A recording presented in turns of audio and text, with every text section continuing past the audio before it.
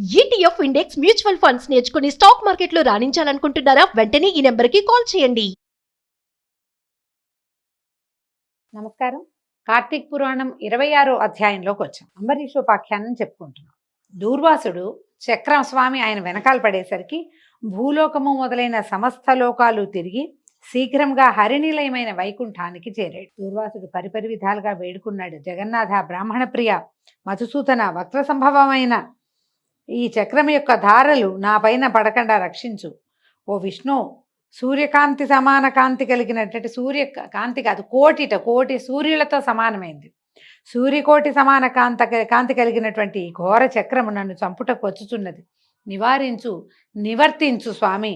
ఓ దేవా, నీ భక్తుడైన అంబరీషునకు అన్యాయముగా శాపమిచ్చిన పాతకునకు నాకు ఈ శిక్ష తగినదిగానే ఉన్నది. బ్రాహ్మణులు వేల జనముల్లోనూ నేను బహుపాతకుడు, చాలామంది బ్రాహ్మణులు వాళ్ళలో నేను బహుపాతకుడిని కాబట్టి నన్ను రక్షించి. ఎందుకంటే నాలాంటి వాడు నేనొక్కడనే, ఈ పొరపాటు చేసేవాడు ఇంకెవడూ లేడు, నేనొక్కడినే ఇలాంటి పొరపాటు చేశాను కాబట్టి నన్ను రక్షించు. నీ వక్షస్థలంలో బ్రాహ్మణుడి పాదం ఉంది కదంటే, భృగు మహర్షి విష్ణుమూర్తిని పాదంతో తన్నాడు ఆయన గుండెల్లో. కాబట్టి నా పాతకాన్ని కూడా నువ్వు సహించాలి తండ్రి. ఈ ప్రకారంగా ఇలా రకరకాల మాటలు మాట్లాడుతూ రక్షించు, కాపాడు, కరుణించు, నువ్వు బ్రాహ్మణ ప్రియుడివి అని బతిమలాడుతూ ఈ దూర్వాస మహాముని సాష్టాంగ నమస్కారం చేసిన వాడే అనేక సార్లు పలికితే విష్ణుమూర్తి నవ్వుతూ ఇలా అన్నాడట, దూర్వాస, బ్రాహ్మణులు నాకు దేవతలు, ఇది నిజము. నీ వంటి తాపసోత్తములైన వారు ఇంకా దేవతల కంటే ఎక్కువే అవుతారు. బ్రాహ్మణోత్తమ, నీవు సాక్షాత్ శంకరుడవు, బ్రహ్మస్వరూపుడవు. జటలతో కూడి భృకుటీకుటులమైన నీ ముఖం చూస్తే ఎవరికి భయం కలగదు? మీ వంటి వారు, మీలాంటి వాళ్ళంటే ఇంత తాపసికులైన వాళ్ళు మీ వంటి స్వభావమునకు వికారం కలగనివ్వరు కదా. నేను మనోవాకాయముల చేత బ్రాహ్మణులకి అపకారము కొంచెమైనా చేయను. నా సంగతి నీకు తెలుసు కదా. దేవతలకు, బ్రాహ్మణులకు, సాధువులకు, గోవులకు సుఖము కొరకు ప్రతి యుగమందు నేను అవతరిస్తాను. దూర్వాస, నీవు సాధునిందితమైన కర్మను ఆచరించావు. ఈ అంబరీషునకి బ్రాహ్మణుడివి అయి ఉండి అతనిని రక్షింపతగిన వాడివయ్యుండి కూడా అకారణముగా శాపమిచ్చావు. అంబరీషుడు మనోవాకాయముల చేత శత్రువునకైనా అపకారం చేసేవాడు కాదు. సర్వభూతములందు నన్నే భావిస్తూ, అంటే విష్ణుమయంగా భావిస్తాడు, సర్వాన్ని భావిస్తూ అన్ని చోట్ల కూడా నన్నే చూస్తూ ఉంటాడు. అలాంటి వాడిని నీవు వృధాగా అనేక బాధలు పెట్టావు. ఇది నీకు తగునా? నీవు భోజనానికి వచ్చేదనని చెప్పిపోయి సకాలమునకు రాలేదు. నీకు అనుష్ఠానం ఉన్న ఎడల అతనికి అనుజ్ఞ ఇవ్వలేదు. అయ్యా, నేను రావడానికి కొంచెం ఆలస్యం అవుతుంది, నువ్వు భోంచేసేయి, తర్వాత నేను వస్తాను అని చెప్పుండొచ్చు. కానీ నీకు చెప్పలేదు. నువ్వు నీ అనుష్ఠానం పెద్దది, అతనికి ద్వాదశి పారణకు వస్తానని చెప్పావు. అందుకని అతను ఏం చేశాడు? కేవలం జలం పుచ్చుకుని ద్వాదశి పారణ ముఖ్య కాలంలో చేశాడు. అతనికి ద్వాదశి ఘడియలు వెళ్ళకుండా పారణ చేయటమే ముఖ్యం. అందుకని కేవలం అతను తీసుకున్నది ఒక పురుషుడు నీళ్లు అంతే. ఉదకపానంలో ఏం దోషం ఉంది? బ్రహ్మచర్యాదులకు ఆహార నిషిద్ధమందు ఉదకపానం విహితమై ఉండగా దాహశాంతికై అంబరీషుడు జలపానం చేసినందువల్ల ఏం దోషం జరిగింది? నీకు ఏది సందు దొరకక ఏదో ఒకదాన్ని తప్పుగా చేసుకుని శాపం ఇచ్చావు గాని సరిగ్గా విచారిస్తే నిజంగా అది దోషమా? అదీకాక అతను శాస్త్రాన్ని చక్కగా విచారించి ద్వాదశి కాలమందు జలపానం మాత్రమే చేశాడు. నువ్వు శాస్త్రవేత్తవే కదా, నీకు కోపమునకు తగిన కారణం ఏదో చెప్పు. అతను భోజనం చేసేస్తే నీకు కోపం రావచ్చు, కానీ ఒట్టి జలపానమే కదా చేశాడు. అప్పటికి నిన్ను అనేక విధాలుగా ప్రార్థించినా కూడా నీవు కోపం తగ్గించుకోకుండా అతన్ని దూరముగా పోగానే అతను ఏం చేశాడు? ఒక తన్నుదన్నేవు నువ్వు అతను కిందకి పడ్డాడు. బ్రాహ్మణ ప్రియుడైన ఆ రాజు బ్రాహ్మణుడవైన నీ వల్ల భయం ఉంది, తన హృదయాంతర్వాసిను స్వయంభువు అయినటువంటి నన్ను శరణు వేడాడు. ఇంతలోనే నీవు శాపం ఇచ్చావు. బ్రాహ్మణుని మాట అసత్యమైపోవునన్న తలంపుతో రాజు హృదయమందున్న నేను ఆ 10 జన్మల్ని అంగీకరించాను. ఆ రాజుకి అంబరీషుడు నీవు శాపమిచ్చుటే ఎరగడు. నీవు శాపమిచ్చే సమయంలో రాజు ఏమనుకుంటాడు? అయ్యో, బ్రాహ్మణాపకారం కలిగిందే, ద్వాదశిని విడిచిన హరిభక్తి లోపిస్తుందన్న భయంతో జలపారణం చేశాను, దాంతో బ్రాహ్మణ తిరస్కారం అయింది, హరి నన్ను ఎట్లాగైనా కాపాడు అని దీనుడైన అతను శరణుజొచ్చి నాయందే మనసు ఉంచి ఇతర విషయములను మరచి తన శరీరాన్ని తను తెలియకుండా ఉన్నాడంటే ఆయన స్పృహలో లేడు. అంబరీషుడు దుఃఖంతో, భయంతో, తప్పు చేశానేమోనన్న చింతతోటి మనసులో లేక అతను చింతలో ఉన్నాడు. అది చింతాక్రాంతుడై అపస్మార స్థితిలోకి వెళ్ళిపోయాడు. అతని మనసు నా యందు మాత్రమే ఉంది. ఇలా ఉన్నప్పుడు నువ్వు శాపం ఇచ్చావు. శాపమందు నువ్వు మీనము కూర్మము మొదలైనవి కమ్ము అని చెప్పితివి. అప్పుడు భక్త బాధ నివర్తకుడినైన నేను అతని హృదయమందు నివసించి ఉండి అతని చెవు వలన నీవిచ్చిన శాపములను వినుచు నా భక్తుడికి అన్యాయంగా శాపం తగిలింది కదా, దీన్ని ఎట్లా చేద్దామని ఆలోచించాను. బ్రాహ్మణుని మాట సత్యముగా చేస్తే గనక నా భక్తుడికి అనిష్టం కలుగుతుంది, చాలా కష్టం, అతను ఇబ్బంది పడతాడు, అతను చెయ్యలేడు. శాపాన్ని నివారిస్తే గనక బ్రాహ్మణ వచనం అసత్యం అవుతుంది.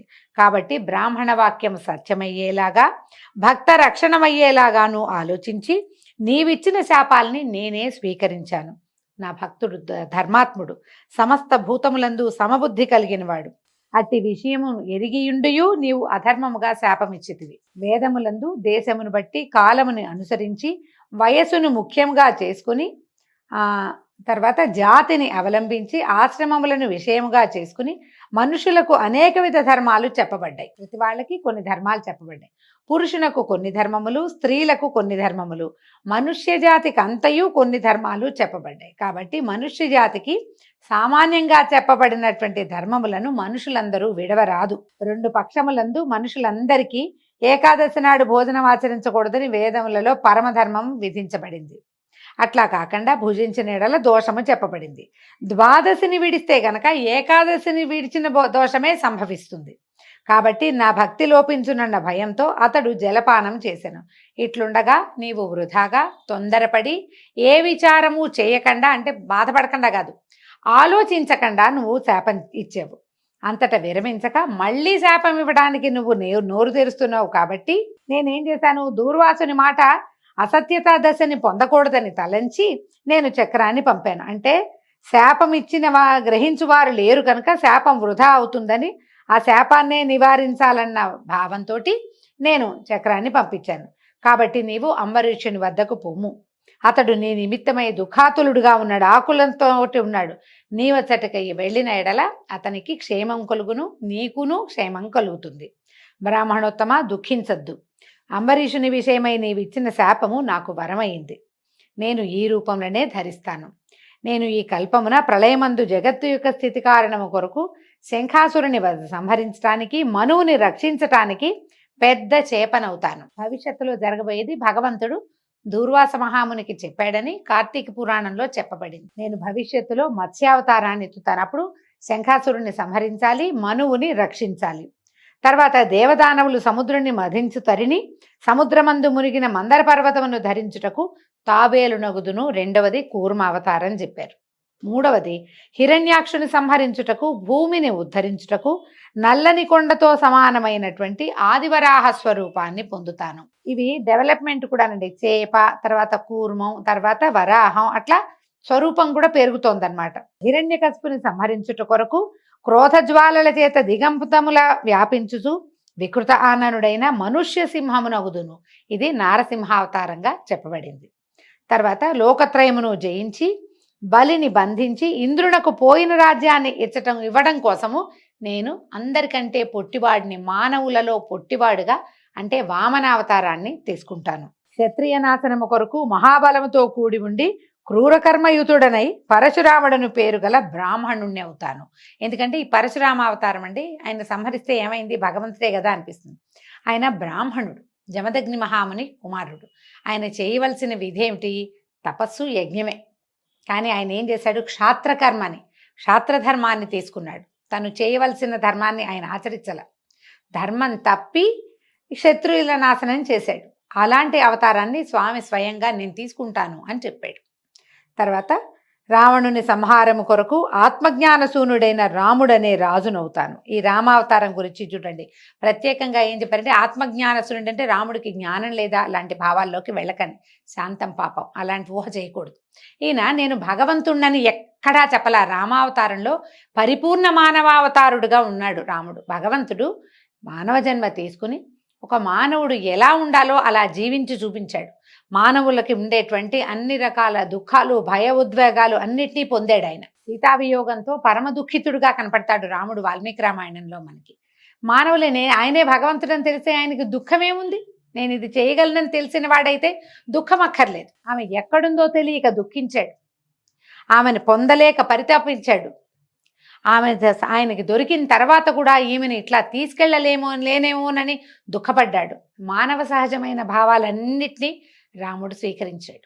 అందుకని ఆత్మజ్ఞాన శూన్యుడంటే భగవంతుణ్ణని తెలుసుకున్న రకంగా ఆయన ప్రవర్తించలేదు. తెలిసే ఉంటుంది, పరమాత్మకి తెలియందేముందండి, తెలుసుంటుంది. కానీ తెలిసినట్టుగా ఆయన మొత్తం రామాయణంలో ఆయన పూర్తి ప్రయాణం పుట్టుక దగ్గర నుంచి మళ్ళీ వైకుంఠ ప్రవేశం దాకా ఎక్కడా భగవంతునిగా ఆయన ప్రవర్తించలేదు. రామం దశరథాత్మజం అని చెప్తారు. నేను రాముణ్ణి దశరథాత్మజుండిగానే తనని తాను పరిచయం చేసుకుంటాడు, కానీ భగవదంశ సంభూతుడుగా ఆయన ప్రవర్తించడు. అది చెప్పారనమాట. అయితే యదువంశమందు ఆత్మజ్ఞానము కలిగియు గోపీకాముకుడనై రాజ్యము లేని కృష్ణుడనగుదును. ఈ కృష్ణావతారంలో ఆయన యదువంశంలో పుట్టాడు, ఆయనకు ఆత్మజ్ఞానం ఉంది, నేను భగవంతుడినని ఆయనకి తెలుసు. కానీ ఆయనకి రాజ్యార్హత లేదు, రెండో కుమారుడిగా జన్మించాడు. ఇక్కడ అవకాశం లేదు కాబట్టి ఇంకది జరగలేదు. తర్వాత కలియుగమందు పాపమోహము కొరకు బుద్ధుడను అదితి కుమారుడని పాషండ మార్గోపదేశిని అగుదును. అది బుద్ధావతారం చెప్తారండి. మనం చూసేటటువంటి బుద్ధియిజం కాదు. ఈ బుద్ధావతార గాథలు మనకి సాధారణంగా మనం చూస్తున్నటువంటి రామాయణ భాగవతాది గాథల్లో కనిపించవు. ప్రత్యేకమైన కథనంగా కనిపిస్తుంది. ఒక యుగంలో ఇలా జన్మించారు ఆయన, ఒక కల్పంలో. తర్వాత కలియుగాంతమందు శత్రుఘాతకుడైన బ్రాహ్మణుణ్ణి అగుదును. కలికి అవతారము ఎక్కడో జన్మిస్తారని, అప్పుడు ఏంటంటే ఈ మానవుల్లో ఉన్నటువంటి విపరీత ప్రవర్తనలన్నింటినీ ఖండించి తన రాజ్యాన్ని స్థాపిస్తాడని చెప్పబడతాయి. ఇలాగా 10 జన్మలు నేను పొందుతానని భగవంతుడు స్వయంగా దూర్వాస మహామునికి చెప్పారు. దీనికి చెప్తున్నారు, ఇట్లు నాకు 10 జన్మలు కలుగును అని చెప్పినటువంటి ఈ విషయాన్ని వినేటువంటి వాళ్ళందరికీ పాతక నాశనం కలుగుతుంది అని చెప్తున్నారు. దీంతో కార్తీక మహాత్మ్యంలోని 26వ అధ్యాయం పూర్తయిందండి. రేపు ఉదయం 27వ అధ్యాయంలో మళ్ళీ కలుసుకుందాము. నమస్కారం.